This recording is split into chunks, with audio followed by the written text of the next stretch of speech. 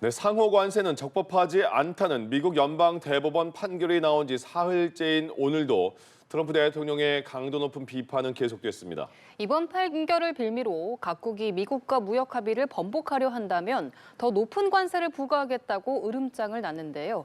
워싱턴 연결해서 관련 소식부터 들어보겠습니다. 정우윤 특파원. 네, 워싱턴입니다. 상호관세 위법 판결을 이용하는 국가에 대해선 더 높은 관세를 부과하겠다. 트럼프 미국 대통령이 오늘 자신의 소셜미디어에 올린 글입니다. 어떤 나라든 대법원의 터무니없는 결정으로 장난을 치려 한다면 최근에 동의했던 것보다 더 높은 관세와 그보다 더 나쁜 것을 마주하게 될 거라고 밝힌 건데요. 한마디로 이번 관세 판결을 빌미로 미국과의 기존 무역 합의를 뒤엎으려 한다면 징벌적 관세를 매기겠다는 엄포로 풀이됩니다. 또 무역법이나 무역확장법 등에 근거한 관세 부과는 자신의 직권으로 강행할 수 있다는 점도 강조했는데요. 이 법들은 미국 의회가 입법을 통해 관세 부과 권한을 대통령에게 위임한 만큼 자의적으로 관세 부과를 할 수 있다는 취지입니다. 지난주 연방대법원의 상호관세 위법 판결이 나온 이후 트럼프 대통령은 매일같이 관련 발언을 쏟아내고 있는데요.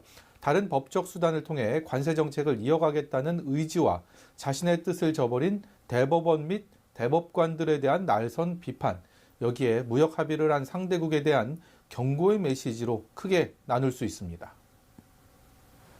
네, 기존의 상호 관세 대신 글로벌 관세라는 명목으로 새로운 관세를 부과하겠다는 게 트럼프 행정부의 방침인데요. 언제부터 부과되는 겁니까?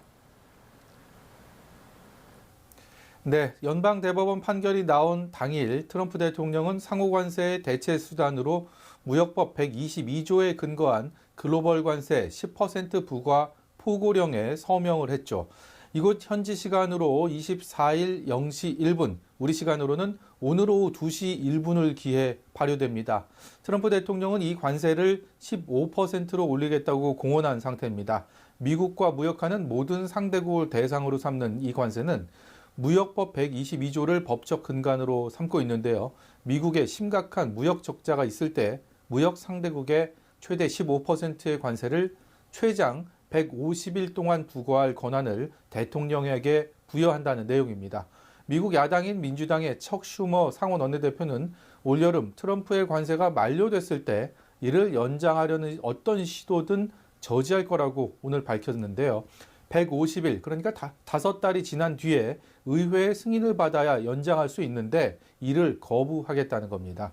반면 트럼프 대통령은 일단 150일 동안은 15%의 관세를 매기고 그 기간 동안 다른 법적 수단을 강구하겠다는 계획이어서 관세를 둘러싼 미 정치권의 다툼도 치열하게 전개될 것으로 예상됩니다.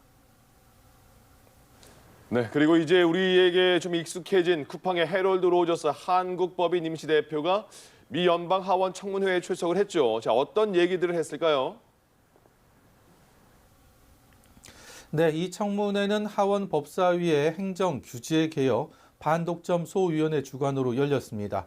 로저스 대표와 쿠팡은 정보 유출 규모 축소와 증거인멸, 국회 청문회 위증 등 여러 의혹과 혐의로 우리 경찰 수사를 받고 있죠.